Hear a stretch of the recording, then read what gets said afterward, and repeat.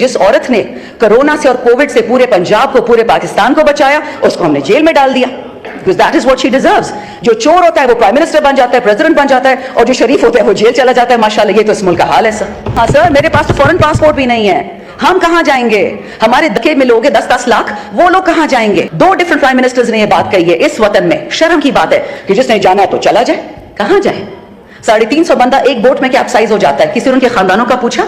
कोई पेंशन दी, कोई प्लॉट दिया, कोई तमगा दिया उनको? This is what we doing to youth. Honourable speaker, in the last 2 years आपके पाकिस्तान से 15 लाख पढ़े लिखे बच्चे बच्चियां चली गई हैं. बहुत अजीम पाकिस्तान है.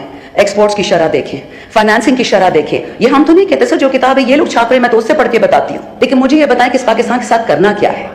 अब ज़रबे इस्तेकाम आ गया, और ये इस्तेकाम हर दफा बलूचिस्तान और केपी में आता है. ये नहीं समझ आती. खान साहब की 3.5 साल हुकूमत थी, ना ड्रोन था ना टेररिस्ट था. एंड द सेकंड खान साहब गोज, टेररिस्ट आ जाते. But sir, you are the custodian of this house and I expect you to take this up with people who matter. अगर किसी को लगता है कि ईरान इतना बेवकूफ है या अफगानिस्तान इतना बेवकूफ है कि वो सिर्फ बदला केपी में या बलूचिस्तान में लेगा, ये ख्वाब देखने वाली बात है. जो पंजाब और सिंध का ये लोग हशर करेंगे, सिर्फ आपकी सोच है.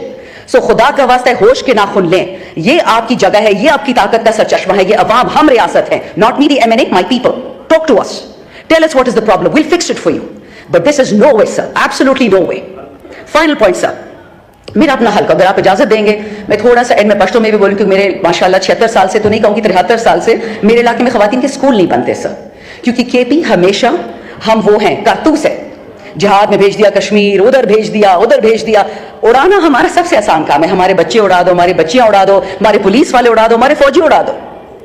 लेकिन जब अकाउंटेबिलिटी का टाइम आता है, अभी भी सर मैं आपको पीएसडीपी मेरे पास सामने पड़ा हुआ है.